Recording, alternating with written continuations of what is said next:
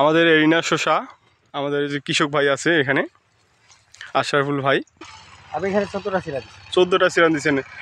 আপনার আনুমানিক কত টাকা আসছে, এই কতটুকু জমি হবে?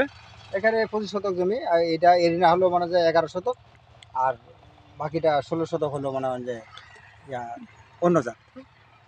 এইটাতে আমি মনে করেন যে মোটামুটি 50-60 হাজার টাকার মতো বিক্রি করছি। 50-60 হাজার টাকা? জি। মানে এখানে কতটুকু জমি 50-60 হাজার টাকা হবে? 11 শতক। 11 শতকে আপনি 50-60 হাজার টাকা, তার মানে ফলন আপনি ভালোই পাইছেন। মোটামুটি ফলন ভালো পাইছি, এটা অতিরিক্ত ফলন।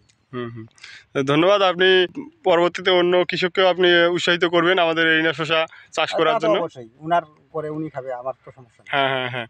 আর আপনি নেক্সট টাইম আমাদের পার্টেক্সের যে বীজগুলো আছে এগুলো আপনার চাষ করবেন, আর অন্যান্য যে সবজি বীজগুলো আছে। হ্যাঁ করবো। ঠিক আছে, ধন্যবাদ। তারপরে আমি আরেকজনকে বীজ দিছি 5 প্যাকেট, উনিও লাগাইছে, আজকে বাজারে নিয়ে গেছিল। ও মানে এরিনা শসাটা? ও তাহলে কাছাকাছি হলে আমরা ওটাও ভিজিট করবো। হ্যাঁ, কাছাকাছি মানে